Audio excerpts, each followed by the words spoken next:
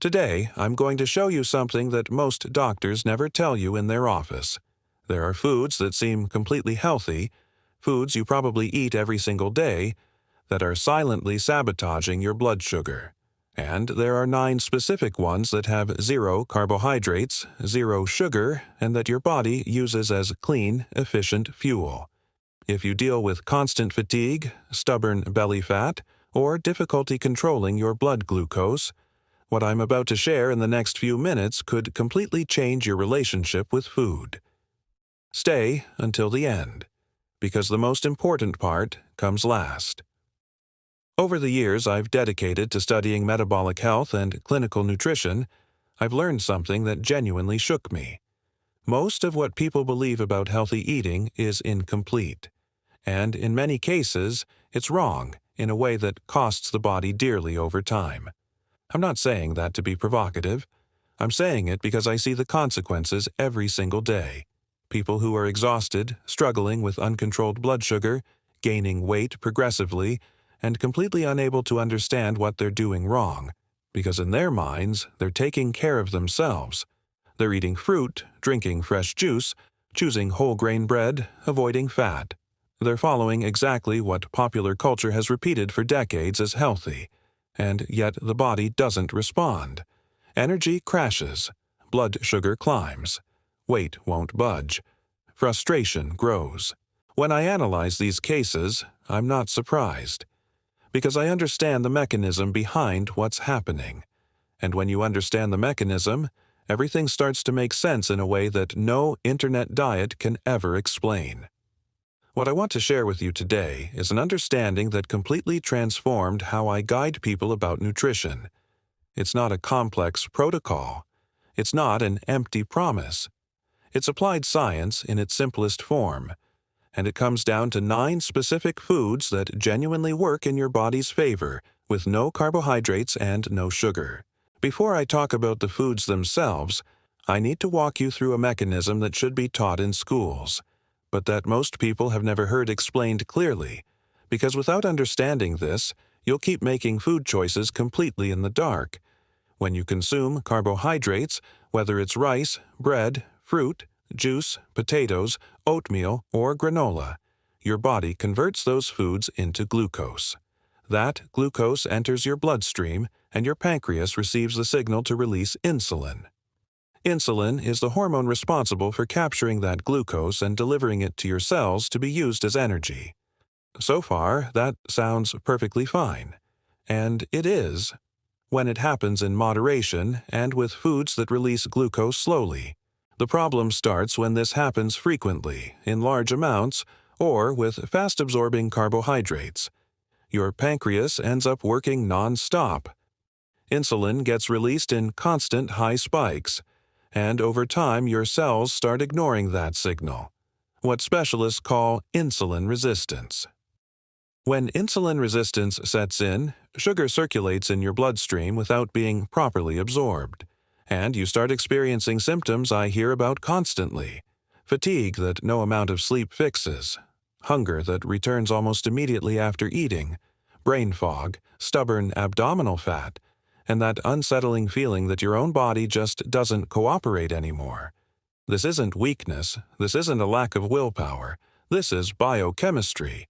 And when you change the fuel you put into your body, your biochemistry changes with it. The first food I recommend with full scientific confidence is eggs. A whole egg has virtually 0 carbohydrates and 0 sugar. It's one of the most complete sources of protein that exists, containing all the essential amino acids your body needs and cannot produce on its own. But it goes far beyond protein. Eggs are rich in choline, a nutrient that's absolutely critical for brain and liver health, and one that most people consistently consume in insufficient amounts. They contain B vitamins, vitamin D, vitamin A, selenium, and zinc. Every single egg is a densely packed nutritional powerhouse. The yolk, which was unjustly demonized for decades because of cholesterol, is actually the most nutrient-dense part of the egg. Studies published in the American Journal of Clinical Nutrition demonstrated that moderate consumption of whole eggs does not increase cardiovascular risk in most healthy people, and actually contributes to raising HDL, the protective cholesterol. What I consistently observe in people who replace their traditional breakfast, loaded with fast-absorbing carbohydrates, with eggs is a clear and repeatable shift. Morning energy stabilizes. That brutal crash 2 hours after waking up disappears. Concentration improves. Hunger takes much longer to return. This isn't coincidence. It's the body responding to quality fuel. No glucose spike, no pancreatic overload. As simple as that. The second food is avocado. And I know many people still have resistance to it, whether because of the taste or the persistent myth that it's too caloric and causes weight gain. But when you understand what avocado actually does to your metabolism, that resistance disappears quickly. Avocado is one of the most metabolically unique fruits in existence. While most fruits are rich in fructose, a sugar that the liver processes directly and that in excess contributes to insulin resistance and fatty liver, avocado has less than 2 grams of net carbohydrates per serving. The majority of its total carbohydrates come from fiber, which does not raise blood glucose. It's loaded with monounsaturated fats, especially oleic acid, the same type of fat found in extra virgin olive oil. This fat is directly associated, across multiple studies, with reduced inflammatory markers and improved insulin sensitivity. Avocado is also a significant source of potassium, magnesium, and vitamin K. Research published in the Journal of Nutrition showed that regular avocado consumption is associated with better glycemic control and lower prevalence of metabolic syndrome. In practice, what I consistently observe is that people who include half an avocado at lunch report more prolonged satiety, significantly less sugar craving in the afternoon, and greater energy stability throughout the day. These are not random effects. They are documented physiological responses. The third food is salmon. And if there is one food I would place at the very top of any priority list for metabolic and brain health simultaneously, it's salmon. It's naturally free of carbohydrates and sugar. It's one of the richest sources of omega-3 on the planet, specifically EPA and DHA, the types of omega-3 that the human body uses directly, without needing to convert. That detail matters more than most people realize. Many people assume that eating flaxseed or chia is sufficient for omega-3 intake, but the human body's ability to convert plant-based omega-3 into EPA and DHA is extremely limited. Salmon delivers these compounds ready to use. Why does this matter so much in metabolic control? Because chronic low-grade inflammation is one of the primary drivers of insulin resistance. EPA and DHA have documented systemic anti-inflammatory action across dozens of clinical studies. When that inflammation decreases, the body responds to insulin more effectively, and blood sugar control improves in measurable, consistent ways. Salmon is also an excellent source of high-quality protein, vitamin B12, vitamin D, and selenium, nutrients that people with metabolic issues frequently show depleted levels of. The fourth food is chicken breast. Pure protein, 0 carbohydrates, 0 sugar. And here I need to highlight something about protein in the metabolic context that rarely gets explained with the clarity it deserves. Protein is the macronutrient that raises blood glucose the least. It increases satiety far more effectively than carbohydrates, stimulates the release of glucagon, the hormone that balances the action of insulin, and preserves lean muscle mass. That last point is critically important. Muscle is one of the largest consumers of glucose in the human body. Even at rest, the more muscle mass you maintain, the greater your body's natural capacity to manage blood sugar. Losing muscle, which happens when your diet is chronically low in protein, is a direct path toward worsening insulin resistance over time. The fifth food is extra virgin olive oil, cold-pressed and unrefined. I'm not talking about processed vegetable oil. I'm not talking about margarine. I'm talking specifically about high-quality extra virgin olive oil. This product is essentially pure fat, zero carbohydrates, zero sugar.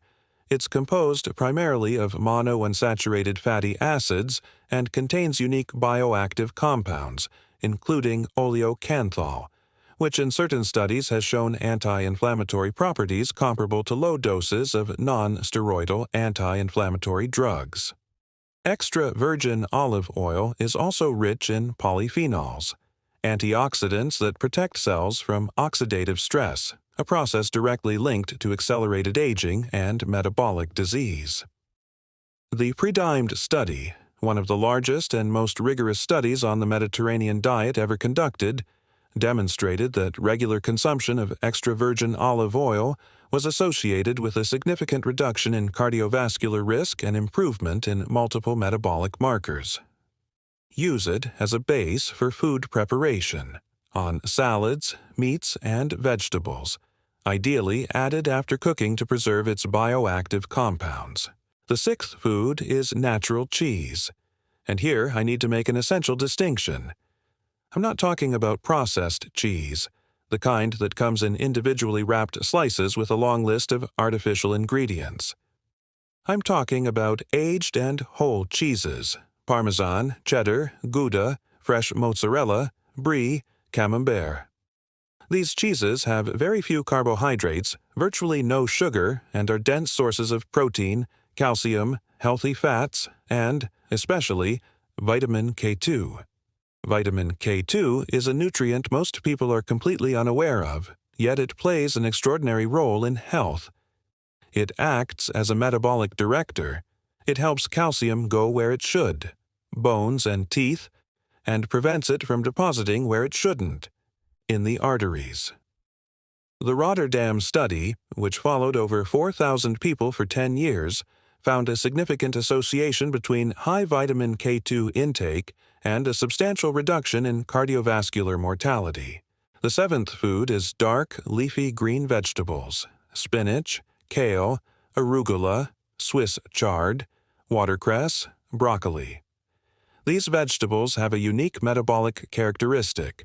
They are virtually zero in net carbohydrates, because the majority of the carbohydrates they contain come from insoluble fiber, which is not digested and does not raise blood glucose, and the magnesium they contain deserves special attention.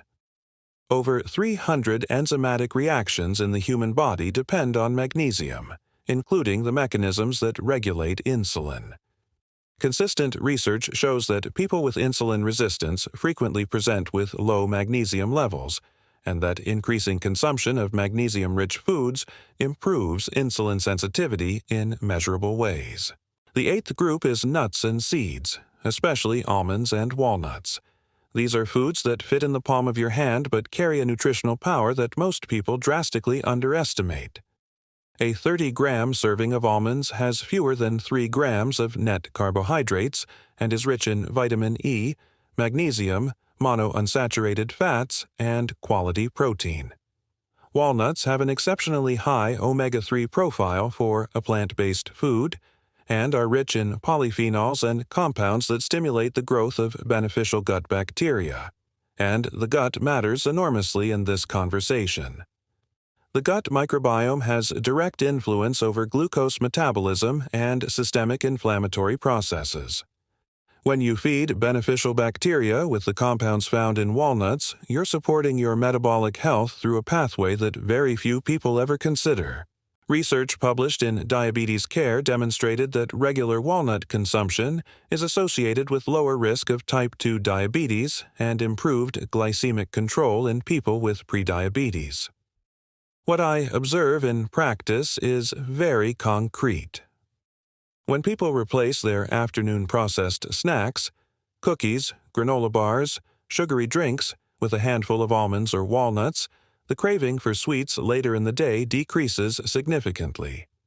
This happens because nuts deliver fat, protein, and fiber together, creating real and lasting satiety, no glucose spike, none of the vicious hunger cycle that returns 20 minutes after eating a carb-heavy snack. The ninth and final food is chia seeds. Small, nearly invisible on the plate, but with an impact on blood sugar control that I consider genuinely remarkable. Chia has an extraordinary proportion of soluble fiber that forms a viscous gel in the stomach when it comes into contact with liquid. This gel slows gastric emptying and glucose absorption, which means that consuming chia alongside a meal literally reduces the blood sugar spike from that meal.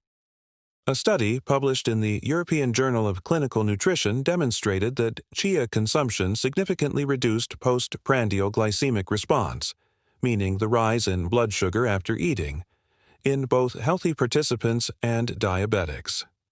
Chia is also rich in plant-based omega-3, calcium, phosphorus, and antioxidants. 1 tablespoon per day, hydrated in water or added to preparations, is already enough to benefit from these effects. Now, I want you to see these 9 foods not as an isolated list, but as a system. Eggs, avocado, salmon, chicken breast, extra virgin olive oil, natural cheeses, dark leafy greens, nuts, and chia seeds. Together, they provide complete protein, quality fats, blood sugar-controlling fiber, vitamins, minerals, and anti-inflammatory compounds, with no significant carbohydrates, no sugar. I want to talk now about something that goes beyond the foods themselves, because the greatest transformation I observe in people isn't just physical. It's a mindset shift that takes time, requires patience, and passes through genuine moments of doubt. There are days when the craving for something sweet or carb-heavy is real. There are afternoons when fatigue hits and the temptation to reach for quick energy in the wrong food is genuine. That's human. It's even physiological, because a body that spent years depending on fast glucose will miss it at the start of the transition.